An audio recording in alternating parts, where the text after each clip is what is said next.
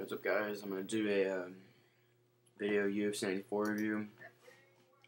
The only two cards that really fights I really watched was because I streamed it. I didn't have no money to buy it.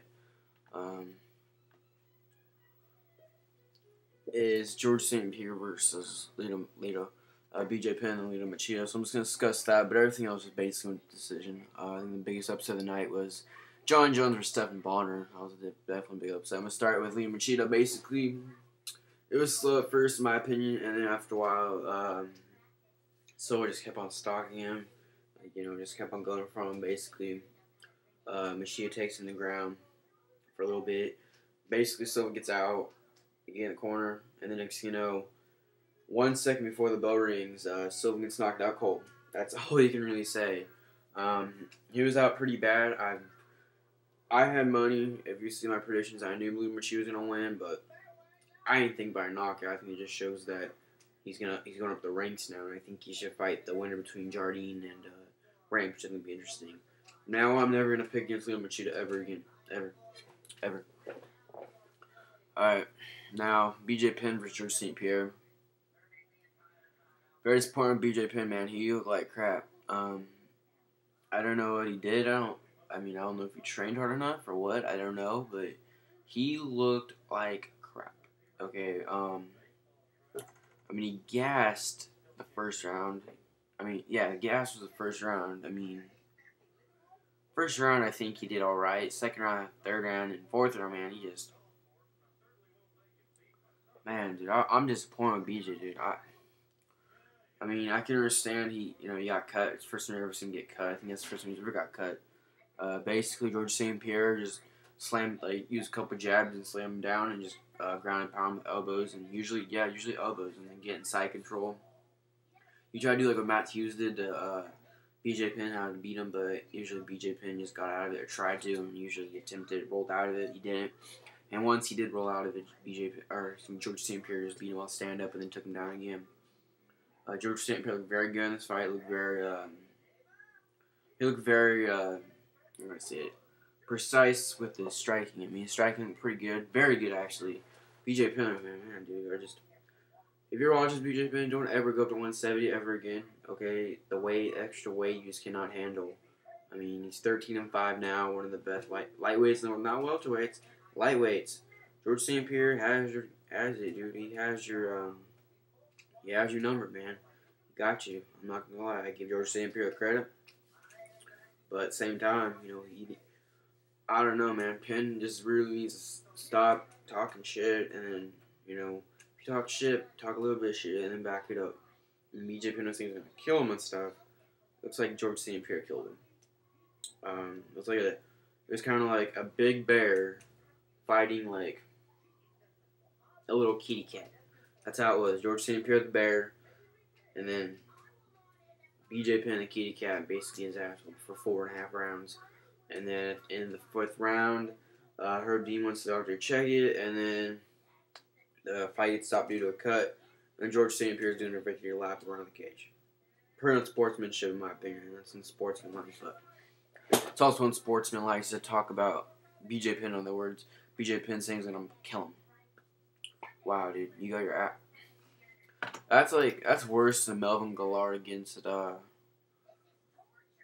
Rich Clemente, dude. I'm a Melvin Gillard fan, but at the same time, there's a certain boundary. If you can back the shit up, kind of like Floyd Mayweather, that guy can he could back any of the shit up and beat your ass still. He could still be talking and still beat your ass in the boxing. BJ Penn talks shit and he gets his ass whooped. That's pathetic, dude. That is pathetic. George St. Pierre looked very impressive. What's next for George St. Pierre? Thiago Alves. I want to see that, man. I want to see that fight. Two of the biggest welterweights, I think, and I'm going to go with George St. Pierre on that fight, I think. So, well, no. It's BJ Penn, Kenny Foran. I think him and Kenny Foran will be interesting, but I think Kenny Foran will not have his number. I think he's going to lose. Lito Machida, like I said, Jardine, between the winner of Jardine and Jackson. Thiago Silva, man, he's probably been gone for a little while. It's that knockout, but I think, in my opinion, I think he should drop to 185. he cannot handle with the top 205ers in the world, I don't think. Unless he's going to get knocked out again, he just shows his weak chin. Fights 205, let him fight. Maybe Stephen Bonner. Would be interesting. Speaking of Stephen Bonner, John Jones whooped Stephen Bonner's ass. I watched that fight a little bit too. John Jones looked pretty impressive, man. I'm not gonna lie, he looked really good. So looked like to me Stephen Bonner was really confused a lot, but he still lost though. I didn't watch this fight. This fight was gonna be boring as hell. Carl Prisoner versus Dong Yu Kim. I did not watch that, but yeah, Carl Prisoner won. Nate Diaz, Clay Guida. I knew Clay Guida was gonna whoop his ass. I'm glad for him too. Clay Guida is a very well fought guy. So John Finch beat Akira Gono. Bye Gono. See you later. John Finch is, I think, better in fighting. He should be on the main card instead of Stephen Bonner and John Jones. I think this fight should be on the main card. Chuck Tavares beats Manville Gambarian 29 unanimous decision. John Howard defeats Chris Wilson. Kind of an upset also. Split decision also. Jake O'Brien, Christian Willage. Dan Kramer beats Matt Roy by split decision. Man, I'm so glad I'm not buy this card. Wasted of money, man. I mean, the first two fights are good, man. There's no, one thing about this fight, there was no submissions whatsoever, which is kind of weird. But overall, the two fights are good, except BJ just gassing out. Like he kind of gave up to me. If you agree with me, let me know, because I think he gassed out and gave up in the first round. I mean, I agree with Joe Rogan. I agree with Joe Rogan a lot, but he said that he, he just gave up. He looked like he was embarrassed and everything like that. I think he was.